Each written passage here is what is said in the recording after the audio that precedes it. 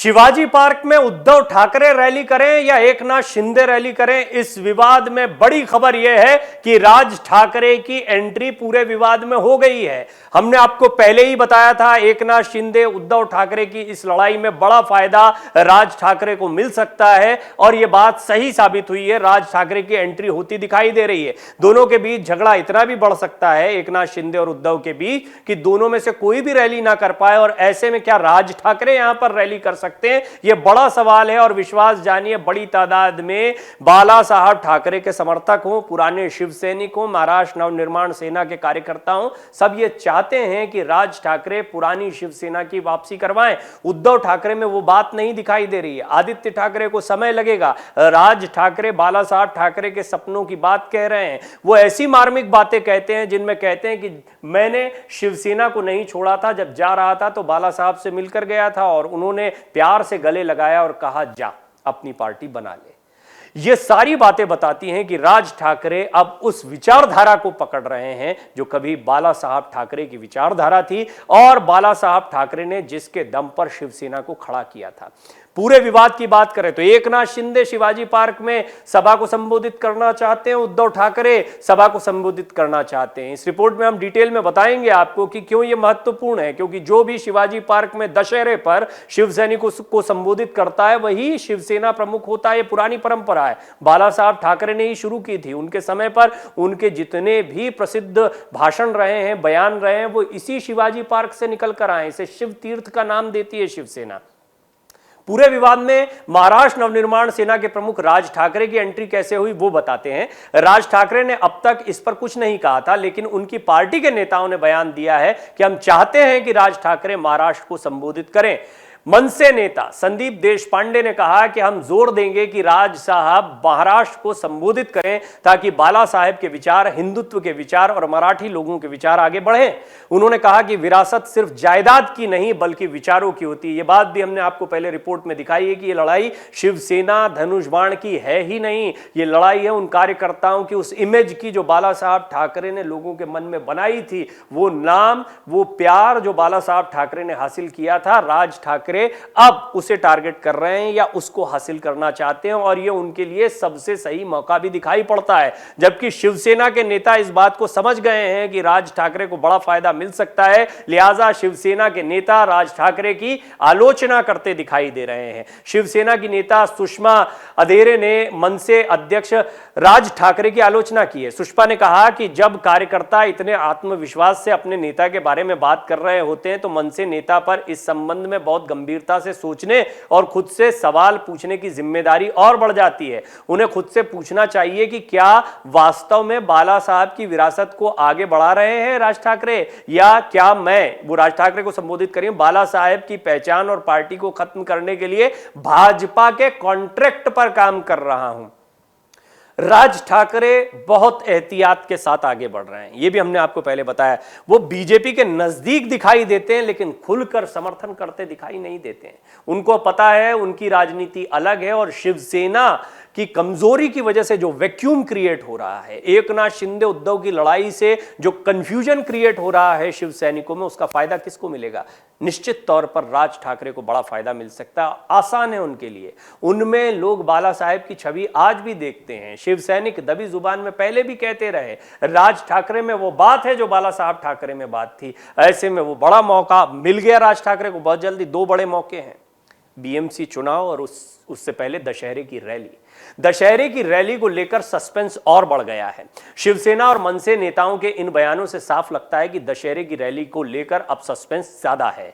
अब विवाद भी ज्यादा बढ़ सकता है क्योंकि अब तो तीन पहलू दिखाई दे रहे हैं। शिंदे गुट, उद्धव गुट और राज ठाकरे का गुट भी सामने आ गया है। शिंदे गुट और उद्धव गुट के नेता आए दिन एक दूसरे के खिलाफ बयान देते रहते हैं। आदित्य ठाकरे ने यहां तक कह दिया कि हमने अर्जी लगाई, परमिशन मांगी, सरकार परमिशन नहीं दे रही है। और शिंदे गुट के नेता कहते दिखाई देते हैं कि उद्धव को वहां पर रैली करने का कोई अधिकार ही नहीं है।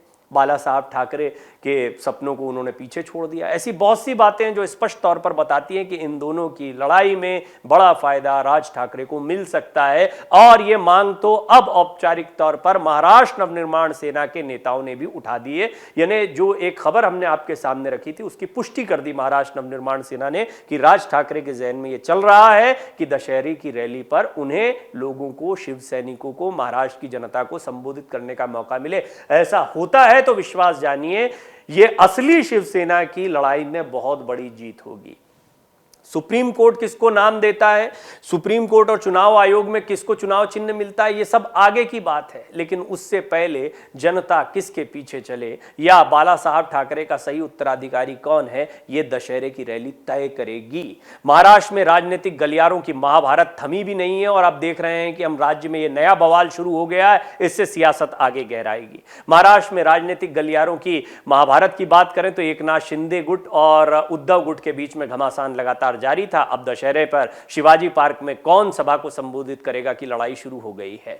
महाराष्ट्र में सियासत बदल गई, लेकिन अब बारी है मुंबई महानगर पालिका चुनाव की, जिसे लेकर अभी से आरोप प्रत्यारोप के दौर भी लग रहे हैं। सियासी खींचतान मची हुई है, बीएमसी चुनाव नजदीक है। ऐसे में महाराष्ट्र में एक और सियासी बदलाव आकार लेता दिखाई दे रहा है। शिवसेना की दशहरा रैली पर जबरदस्त सियासत देखने को मिल रही है। शिवसेना के उद्धव ठाकरे और एकनाथ शिंदे गुट के बीच में दशहरा को लेकर पहले से ही खींचतान देखने को मिल रही थी और अब राज ठाकरे के दल ने भी दावेदारी ठोक दी है या इच्छा जाहिर की है और लिहाजा ये इच्छा अब जाहिर हो गई है औपचारिक तौर पर। तो आने वाले दिनों में इसको लेकर निश्चित तौर पर मांग तेज होने वाली है। इस साल मुंबई के शिवाजी पार्क में दशहरा रैली कौन आयोजित करने वाला है, कौन संबोधित करेगा? क्या शिंदे गुट अब दशहरे सभा को हाईजैक करने की तैयारी करेंगे? यह बड़ा सवाल है, क्योंकि उद्धव ठाकरे को परमिशन नहीं दी जा रही है। वो कह रहे हैं, उद्धव ठाकरे कह रहे हैं शिव सैनिक पूरे देश भर से आ रहे हैं, इकट्ठा हो रहे हैं, तैयारियां कर ली हैं, लेकिन अब भी उनको परमिशन नहीं मिली है और उन्होंने कहा है होकर रहेगी रैली। तो वहां पर उद्धव कह रहे हैं होकर रहेगी, एकनाथ शिंदे गुट कह रहा है कि उनको अधिकार नहीं है, राज ठाकरे का गुट कह रहा है कि राज साहब को अब मुंबई की जनता को, महाराष्ट्र की जनता को संबोधित करना चाहिए शिवाजी पार्क से। फिलहाल सस्पेंस है और खींचतान बहुत ज्यादा गहरा गई है। सबकी नजरें इसी बात पर टिकी हुई है कि आखिर कौन सभा को संबोधित करेगा। हर साल दशहरे पर दादर के शिवाजी पार्क मैदान में आयोजित होने वाली शिवसेना की रैली में राज्य के कोने कोने से शिव सैनिक आते हैं। असली शिवसेना को लेकर चल रहा विवाद कोर्ट में है। ऐसे में उद्धव कैंप की तरफ से दशहरा रैली को लेकर मंजूरी मांगी गई थी, लेकिन आदित्य ठाकरे ने जैसे आरोप लगाया कि वो मंजूरी नहीं दी गई है। राज्य की सत्ता से हाथ धोने के बाद शिवसेना के लिए बीएमसी चुनाव बहुत खास भी है और बड़ा मुश्किल भी है। उद्धव गुट की बात करें तो, और शिंदे गुट के लिए भी अग्नि परीक्षा है। राज्य की सत्ता से हाथ गंवाने के बाद शिवसेना के लिए बीएमसी चुनाव इसलिए भी अहम होगा क्योंकि अभी तक शिवसेना यहां पर काबिज रही। अब देखना होगा कि जब शिवसेना में टूट हुई है तो जनता पर इसका क्या असर पड़ता है। विधायक आ गए, सांसद आ गए, पार्षद आ गए, पदाधिकारी आ गए, जनता कार्यकर्ता किसके साथ हैं? बीएमसी पर शिवसेना बीते कई दशक से काबिज है और ऐसे में इस चुनाव में हार उसके लिए बहुत बड़ा झटका साबित हो सकती है। इस वक्त शिवसेना के अंदरूनी लड़ाई की चर्चा का केंद्र सभी दूर राजनीति में चर्चा का केंद्र बना हुआ है। उद्धव ठाकरे सत्ता से बेदखल जरूर हो गए, लेकिन पार्टी पर वो अपनी पकड़ कमजोर करना नहीं चाहते हैं। यही वजह है कि सत्ता से हटने और बड़ी तादाद में विधायकों की बगावत के बाद भी उद्धव और आदित्य ठाकरे ने अपनी पार्टी के नेताओं से लगातार मुलाकात की है। उद्धव परिवार की तरफ से लगातार यह भरोसा जाहिर किया जा रहा है कि कुछ लोगों के साथ छोड़ने से उनकी पार्टी कमजोर नहीं होने वाली।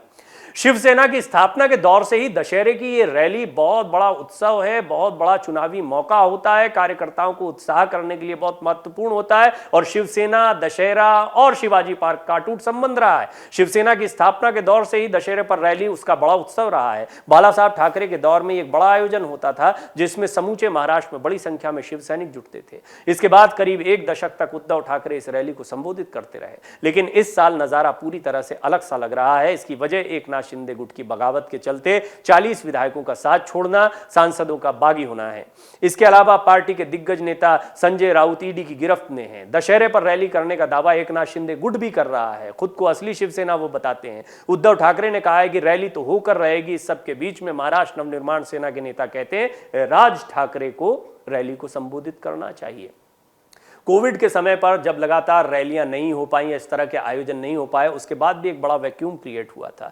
इसीलिए एक बहुत बड़ा मौका होगा कि क्या शिव सैनिकों को एक मंच पर कोई ला सकता है। एकनाथ शिंदे कहते हैं बाला साहब ठाकरे की विरासत हम आगे बढ़ा रहे हैं, हमारे साथ असली शिव सैनिक है, तमाम नेता हैं और पूरी कोशिश रहेगी एकनाथ शिंदे की कि ज्यादा से ज्यादा लोग उनके पीछे खड़े दिखाई दें। ये असली शिवसेना की लड़ाई के लिए भी बहुत जरूरी है, बीएमसी चुनाव के लिए भी बहुत जरूरी है, लिहाजा बीजेपी के लिए भी ये रैली बहुत जरूरी दिखाई पड़ती है। उद्धव ठाकरे के लिए तो ये करो या मरो की स्थिति है, इसके अलावा कोई चारा नहीं है कि वो यहां पर रैली करें और शिव सैनिकों के बीच में ये दावा अपना ठोकें कि वही असली शिवसेना है, वही बाला साहब ठाकरे की विरासत को संभाल रहे हैं। लेकिन जनता की मांग क्या है, या फिर महाराष्ट्र नवनिर्माण सेना के अलावा दबी जुबान में कई शिव सैनिकों की मांग क्या है? बाला साहब ठाकरे की तरह राज ठाकरे राजनीति करते हैं।